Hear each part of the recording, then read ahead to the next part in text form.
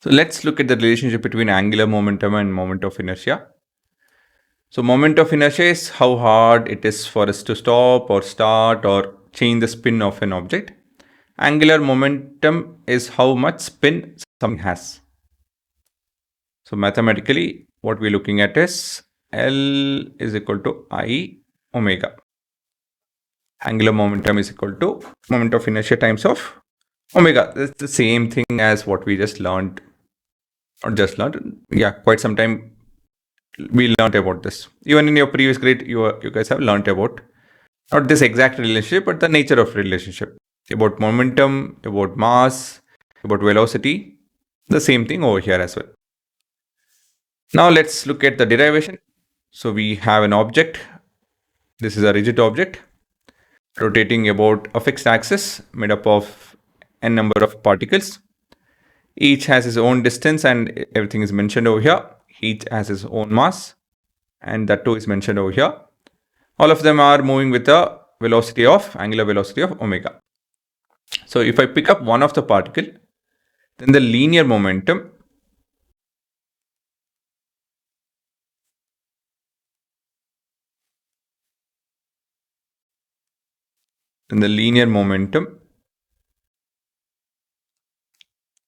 of the first particle about the axis. Oh, sorry, what am I writing? It's linear momentum. So the linear momentum of the first particle will be, say, P1, which will be equal to M1 V1. But V1, we can always rewrite it as R1 omega, right? So that is one of the relationship. V is equal to R omega. And then we have, what else we have? Moment of linear. Okay, now let's move on to moment of linear momentum. The first particle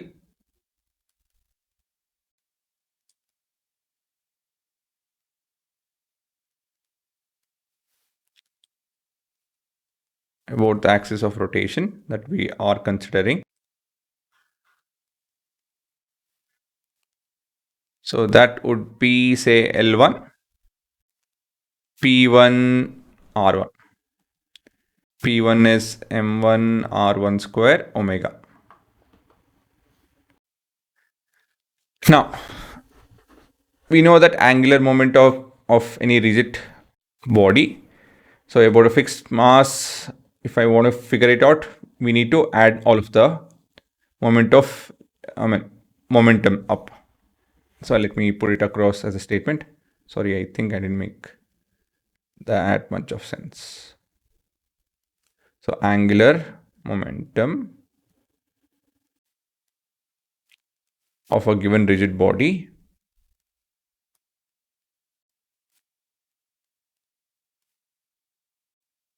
about a fixed axis S,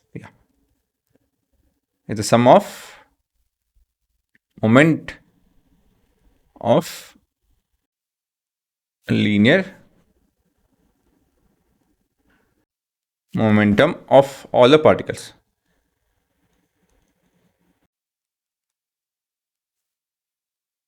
About the given axis, about the same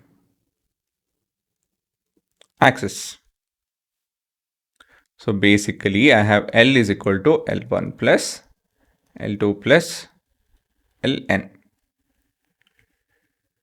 Now if I substitute for your L1, L2 and all of that, I'll end up with M1 R1 square omega plus last term Mn Rn square omega.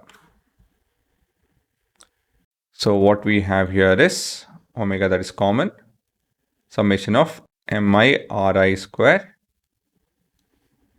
and this is nothing but your I. So this is I omega. So that's your